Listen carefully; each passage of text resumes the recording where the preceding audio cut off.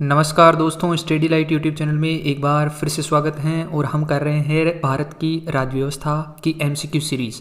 आज का जो हमारा टॉपिक है वो है भारतीय संविधान में अनुसूचियाँ। इससे पहले 2 टॉपिक हमने कंप्लीट कर दिए हैं एमसीक्यू के तहत। आज हमारा तीसरा टॉपिक है जिसका नाम है भारतीय संविधान में अनुसूचियाँ। इसमें हम टॉप 15 क्वेश्चंस को डिस्कस करेंगे और उन क्वेश्चंस के माध्यम से थ्योरी को भी डिस्कस कर लेंगे। तो शुरू करने से पहले आपको स्टडी लाइट यूट्यूब चैनल को सब्सक्राइब करना है और बेल आइकन दबाना है। पहला क्वेश्चन है क्वेश्चन नंबर 1, भारत के मूल संविधान में कुल कितनी अनुसूचियाँ थी। वेरी इंपॉर्टेंट है, याद रखना मूल संविधान की बात कर रहा है, वर्तमान की बात नहीं कर रहा है। तो ऑप्शन है 4, 8, 12 या 16। तो इसका सही उत्तर है ऑप्शन बी 8। हमारे मूल संविधान में 8 अनुसूचियाँ थी, लेकिन वर्तमान में कितनी अनुसूचियाँ हैं? 12 अनुसूचियाँ हैं, यानी कि 4 नई अनुसूचियाँ जोड़ी गई है। वो कौन सी नई अनुसूचियाँ हैं? तो 9वीं अनुसूची है, 10वीं है, 11वीं है और 12वीं। 9वीं अनुसूची की बात करें तो इसमें भूमि सुधार से संबंधित जो प्रावधान हैं वो जोड़े गए हैं। 10वीं अनुसूची की बात करें तो इसमें दल बदल से संबंधित प्रावधान हैं। 11वीं अनुसूची में पंचायतों का प्रावधान किया गया है। 12वीं अनुसूची में नगर निकायों का प्रावधान किया गया। 9वीं अनुसूची की बात करें तो ये पहले संविधान संशोधन अधिनियम 1951 के द्वारा जोड़ी गई थी, जबकि 10वीं अनुसूची की बात करें तो ये 52वें संविधान संशोधन 1985 के द्वारा जोड़ी गई थी। 11वीं अनुसूची पंचायतों का प्रावधान किया गया था 73वें संविधान संशोधन 1992 के द्वारा, और 12वीं अनुसूची में नगर निकायों का प्रावधान किया गया था 74वें संविधान संशोधन 1992 के द्वारा। तो ये चारों अनुसूचियाँ आपको याद रखनी है, वेरी इंपॉर्टेंट है, और इनके जो भी संविधान संशोधन है वो भी आपको याद रखने हैं। इंपॉर्टेंट क्वेश्चन है। क्वेश्चन नंबर 2 है, वर्तमान में भारत के संविधान में कुल कितनी अनुसूचियाँ हैं। वर्तमान की बात है तो कितने हैं? ऑप्शन है 4, 8, 12 या फिर 16। तो आपको पता होगा कि option C is the correct answer. वर्तमान में 12 अनुसूचियाँ हैं।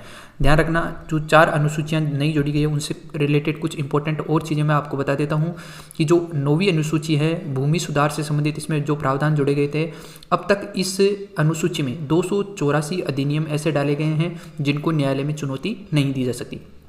लेकिन यहाँ पे एक इम्पोर्टेंट पॉइंट भी है, ये जो अधिनियम 284 इस 9वीं अनुसूची में डाले गए हैं, यदि ये हमारे संविधान के मूल ढांचे के खिलाफ होते हैं तो जो सुप्रीम कोर्ट है वो इनको क्या कर सकता है? इनकी जांच कर सकता है, अन्यथा इनकी जांच नहीं कर सकता।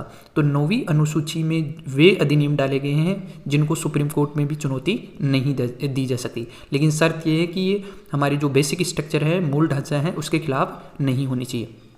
जो 10वीं अनुसूची थी 52वें संविधान संशोधन 1985 के द्वारा जो जोड़ा गया था, इसमें इसलिए जोड़ा गया था कि एक पार्टी से दूसरी पार्टी में यदि कोई व्यक्ति जाता है तो उसको दल बदल का विरोधी माना जा सकता है और उसको बर्खास्त किया जा सकता है पद से, यानी एमपी या एमएलए के पद से। 11वीं जो अनुसूची थी उसमें पंचायतों का प्रावधान किया गया है और उसमें 29 विषय शामिल थे। ध्यान रखना, 29 विषय शामिल थे, जबकि 12वीं अनुसूची में नगर निकायों का प्रावधान किया गया था जिसमें 18 विषय शामिल थे। ये भी आपको याद रखना है, वेरी इंपॉर्टेंट। अगला क्वेश्चन है क्वेश्चन नंबर 3, भारतीय संघ में नए राज्यों के गठन का प्रावधान किस अनुसूची में किया गया है। ऑप्शन है प्रथम अनुसूची, तृतीय अनुसूची, 8वीं अनुसूची या फिर 10वीं अनुसूची। तो इसका सही उत्तर है ऑप्शन ए, प्रथम अनुसूची। भारतीय संघ में नए राज्यों का गठन का जो प्रावधान है वो प्रथम अनुसूची में किया गया है। और ध्यान रखना, एक है आर्टिकल 2 और एक है आर्टिकल 3।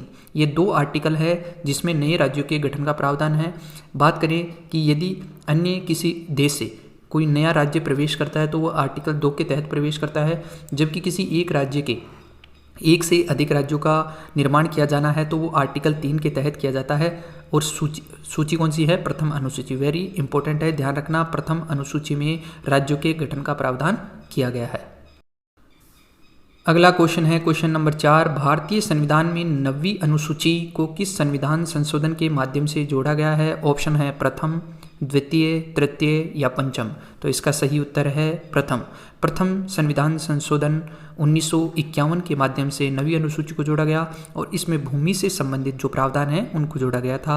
मैंने अभी आपको बताया था कि इसमें लगभग 284 अधिनियम अभी तक डाले गए हैं जिनमें सुप्रीम कोर्ट में चुनौती नहीं दी जा सकती, बशर्ते वो हमारे मूल ढांचे, संविधान के मूल ढांचे के खिलाफ ना हो। अगला क्वेश्चन है क्वेश्चन नंबर 5। भारत की संविधान की किस अनुसूची में विभिन्न राज्यों में अनुसूचित क्षेत्रों के प्रशासन और नियंत्रण के लिए विशेष उपबंध हैं? ऑप्शन है प्रथम अनुसूची, तृतीय अनुसूची, पांचवी अनुसूची या फिर 10वीं अनुसूची। तो इसका सही उत्तर है ऑप्शन सी, पांचवी अनुसूची। पांचवी अनुसूची में SC और ST, SC और ST से संबंधित जितने भी प्रावधान हैं वो दिए गए हैं, उनके प्रशासन और नियंत्रण के लिए जो उपबंध हैं वो दिए गए हैं। और ये सब कोई भी क्षेत्र को अनुसूचित क्षेत्र घोषित करना, ये किसके पास अधिकार रहता है? तो ये अधिकार रहता है राष्ट्रपति के पास में। राष्ट्रपति घोषित कर सकता है किसी भी क्षेत्र को अनुसूचित क्षेत्र, और ये दिया गया है पांचवी अनुसूची में। अगला क्वेश्चन है क्वेश्चन नंबर 6। भारतीय संविधान की किस अनुसूची में शपथ से संबंधित प्रावधान दिए गए? यानी कि जो कोई भी MP हो या MLA हो, राष्ट्रपति हो, उपराष्ट्रपति हो, प्रधानमंत्री हो, कोई भी जो शपथ लेते हैं तो उस शपथ का प्रावधान हमारी किस अनुसूची में, भारत के संविधान की किस अनुसूची में दिया गया है? ऑप्शन है प्रथम अनुसूची, तृतीय अनुसूची, पांचवी अनुसूची या फिर 10वीं अनुसूची। तो आपको पता होगा कि पांचवी नहीं हो सकता, 10वीं नहीं हो सकता, प्रथम भी नहीं हो सकता। तो इसका सही ऑप्शन है बी, तृतीय अनुसूची। तो आप एग्जाम में भी एलिमिनेशन टेक्निक का यूज करें, ध्यान रखना। अगला क्वेश्चन है क्वेश्चन नंबर 7। दल बदल कानून का उल्लेख किस अनुसूची में है? ऑप्शन है तृतीय अनुसूची, पांचवी अनुसूची, 8वीं अनुसूची या 10वीं अनुसूची। तो इसका सही उत्तर है 10वीं अनुसूची। देखिए दोस्तों, मैं बार बार इसलिए बताता हूँ कि ये जो टॉपिक्स हैं काफ़ी इंपॉर्टेंट रहते हैं, एग्जाम्स में बार बार पूछे जाते हैं, तो आपके दिमाग में बैठ जाएंगे यदि मैं बार बार बताऊँगा तो 10वीं अनुसूची में दल बदल कानून का उल्लेख किया गया है। और कब किया गया था? ये 52वीं संविधान संशोधन 1985 के माध्यम से डाला गया था। अब यहाँ पे मैं आपको दल बदल से रिलेटेड कुछ और इंपॉर्टेंट चीज़ें बता देता हूँ, ध्यान रखना। जैसे मान लीजिए कोई व्यक्ति है, ये दो पार्टी हैं, इस व्यक्ति का कोई भी MP या MLA है, तो यदि अपनी पार्टी स्विच करके बिना किसी कारण के या बिना किसी बताए हुए इस पार्टी को दूसरी पार्टी भी स्विच कर लेता है, चला जाता है, तो ये दल बदल का विरोधी माना जाएगा, यानी कि इसको बर्खास्त कर सकते हैं, इसको बर्खास्त किया जा सकता है। लेकिन इसमें यहाँ पे जो दल बदल कानून है उसमें एक इम्पोर्टेंट चीज़ है। मान लीजिए कि ये एक कोई पार्टी है, इस पार्टी से यदि 2/3 सदस्य यदि दूसरी पार्टी में स्विच कर जाते हैं तो इनको दल बदल का विरोधी नहीं माना जाएगा, यानी इस कानून के अंतर्गत इनको बर्खास्त नहीं किया जाएगा। ये वेरी इंपॉर्टेंट है, याद रखना। 2/3 सदस्य यदि एक साथ स्विच करते हैं तो या चले जाते हैं तो इनको इस कानून के द्वारा दंडित नहीं किया जा सकता। और दूसरी चीज़ ये याद रखनी है आपको, जो लोकसभा और राज्यसभा के जो सभापति, स्पीकर और सभापति होते हैं, यदि वह भी अपनी पार्टी को स्विच कर लेते तो उनको भी इस दल बदल कानून के तहत वो जिम्मेदार नहीं ठहराया जा सकता। वेरी इंपॉर्टेंट है, ध्यान रखना। अगला क्वेश्चन है क्वेश्चन नंबर 8। भारतीय संविधान की 8वीं अनुसूची में कितनी भाषाओं को मान्यता प्राप्त है? सबसे पहले तो आपको याद रखना है कि हमारी जो 8वीं अनुसूची है इसमें हमारी जो भाषाएं हैं उनका उल्लेख किया गया है। और कितनी भाषाओं का उल्लेख किया गया है? तो ऑप्शन है 16, 22, 31 या 34। तो याद रखना ऑप्शन बी, वर्तमान में 22 भाषाएं 8वीं अनुसूची में शामिल है। अब यहाँ पे याद रखना कि जो मूल संविधान था उसमें 14 भाषाएं थी, जबकि वर्तमान में कितनी भाषाएं हैं? 22 भाषाएं हैं। तो टोटल नई कितनी जोड़ी गई है? 6 और 2 8। तो 8 नई भाषाएं जोड़ी गई हैं। 14 थी मूल संविधान में, वर्तमान में कितनी है? 22। नई कितनी जोड़ी गई? 8। तो ये जो 8 जोड़ी गई हैं इनके बारे में अक्सर क्वेश्चन पूछ लिया जाता है। तो ये कौन कौन सी है, याद रखना। सबसे पहले तो बात करें कि 1967 में एक 21वां संविधान संशोधन लाया गया था। इसके द्वारा सिंधी भाषा, याद रखना है, सिंधी भाषा को 8वीं अनुसूची में जोड़ा गया था। और किस संविधान संशोधन से? 21वें संविधान संशोधन 1967 से। फिर 1992 में 71वें संविधान संशोधन लाया गया। इसके द्वारा मणिपुर, कोंकणी और नेपाली, इन 3 भाषाओं को जोड़ा गया। एक यहाँ पे जोड़ा गया, 3 यहाँ पे जोड़े गए। कौन कौन सी? मणिपुर, कोंकणी और नेपाली। फिर 2003 में 92वें संविधान संशोधन के द्वारा मैथिली, संथाली, डोगरी एवं बोडो, ये 4 भाषाएं 8वीं अनुसूची में जोड़ी गई। तो 4 और 3 7 और 1 8, टोटल 8 भाषाएं नई जोड़ी गई। तो मूल संविधान में 14 थी, अब वर्तमान में कितनी है? 22। तो ये 8 भाषाएं जोड़ी गई। इनको याद रखना, 1967, 1992, 2003। और ये भी याद रखना, संविधान संशोधन 21, 71 और 92 के द्वारा जोड़ा गया था। और कौन कौन सी भाषाएं किस किस संविधान में जोड़ी गई थी ये भी आपको याद रखना है, वेरी इंपॉर्टेंट। अगला क्वेश्चन है क्वेश्चन नंबर 9, न्यायिक पुनरावलोकन जुडिशियल रिव्यू से बचाने के लिए भूमि सुधार व जमींदारी उन्मूलन से संबंधित कानूनों को किस अनुसूची में डाला गया था? ऑप्शन है 7, 8, 9 या फिर 10। तो इसका सही उत्तर है ऑप्शन सी 9। 9वीं अनुसूची में डाले गए हैं। 284 अधिनियम अब तक डाले गए हैं जिन पे क्या नहीं किया जा सकता, जुडिशियल रिव्यू नहीं किया जा सकता, बशर्ते कि वो हमारे मूल ढांचे के खिलाफ ना हो। और ये जो 9वीं अनुसूची है ये किसने बनाई थी? तो ये इंदिरा गांधी की जो सरकार थी उन्होंने बनाया था। इंदिरा गांधी की सरकार के द्वारा 9वीं अनुसूची बनाई गई थी, ध्यान रखना।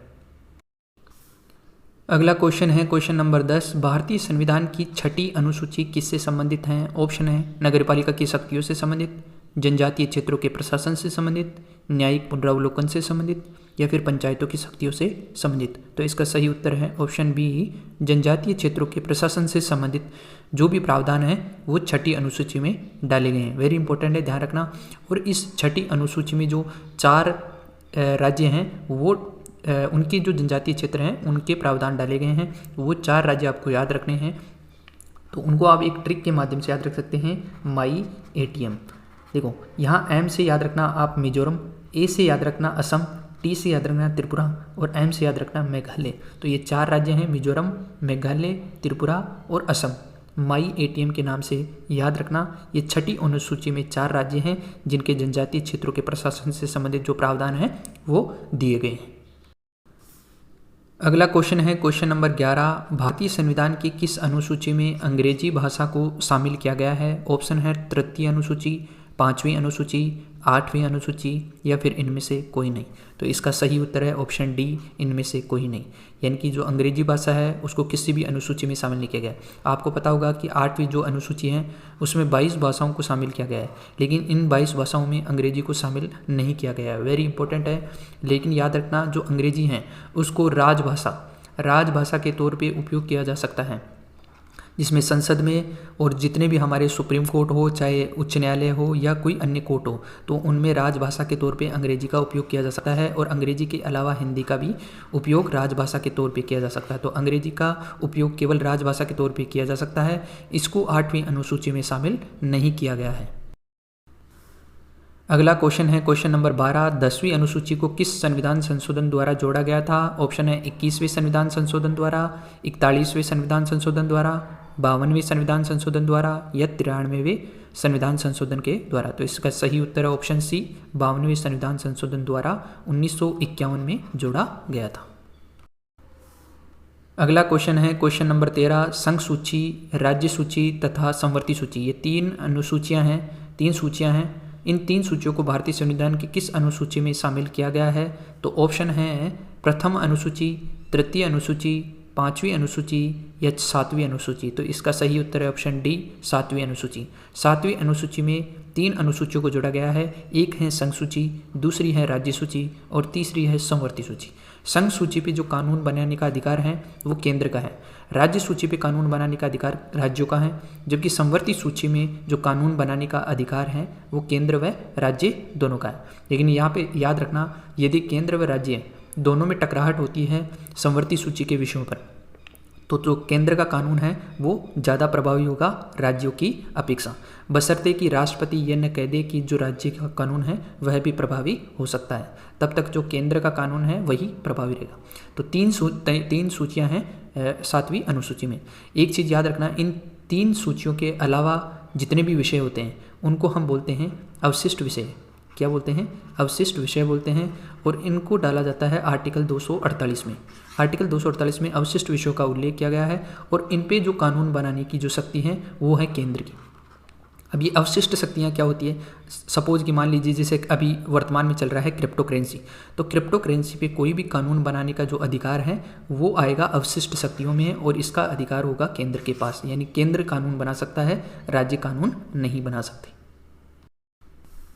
नेक्स्ट क्वेश्चन है क्वेश्चन नंबर 14, पंचायतों की शक्तियों तथा उत्तरदायित्व से संबंधित प्रावधान किस अनुसूची में है? ऑप्शन है 4थी अनुसूची, 6ठी अनुसूची, 11वीं अनुसूची या फिर 12वीं अनुसूची। तो तो इसका सही उत्तर है ऑप्शन सी 11वीं अनुसूची। 11वीं अनुसूची में पंचायतों से संबंधित शक्तियों तथा उत्तरदायित्व का प्रावधान किया गया है। और इसको कब जोड़ा गया था? 73वें संविधान संशोधन 1992 के द्वारा जोड़ा गया था और इसमें 29 विषयों को शामिल किया गया था। Very important. अगला और अंतिम क्वेश्चन है क्वेश्चन नंबर 15। राज्यों तथा संघ राज्य क्षेत्रों के नाम एवं उनकी सीमाओं से संबंधित प्रावधान किस अनुसूची में है? ऑप्शन है प्रथम अनुसूची, तृतीय अनुसूची, 5वीं अनुसूची या फिर 10वीं अनुसूची। तो याद रखना ऑप्शन ए करेक्ट आंसर है प्रथम अनुसूची। प्रथम अनुसूची में दिया गया है, आर्टिकल की बात करें तो आर्टिकल 1 से लेके 4 तक है। याद रखना कि यदि किसी राज्य की सीमाओं या कोई एक राज्य से 2 राज्यों का निर्माण हो या 3 राज्यों का निर्माण हो तो इसका जो प्रावधान है वो साधारण बहुमत या साधारण संशोधन के माध्यम से और साधारण बहुमत के माध्यम से किया जा सकता है। इसमें विशेष बहुमत की आवश्यकता नहीं है। और विशेष बहुमत किस में आता है? आर्टिकल 368 में आता है। लेकिन इनका जो संशोधन है वो आर्टिकल 1 से 4 में किया जा सकता है। Very important. यहाँ पे मैंने जितनी भी 12 अनुसूचियाँ हैं उनको सीरियल वाइज आपके लिए डाल दिया है। आपको जो टेलीग्राम पे PDF मिलेगी उसमें से आप इनको पढ़ सकते हो। और अगर आप यहाँ तक आए हो तो थैंक यू सो मच दोस्तों। और आपको स्टडी लाइट यूट्यूब चैनल को सब्सक्राइब करना है और बेल आइकन दबाना है। और ये वीडियो कैसा लगा है एक लाइक और कमेंट करके बताना है कि ये जो वीडियो है आपको कैसा लगा है। जय हिंद दोस्तों, मिलते हैं अगली वीडियो में। तब तक के लिए पढ़ते रहिए और खुश रहिए। जय हिंद।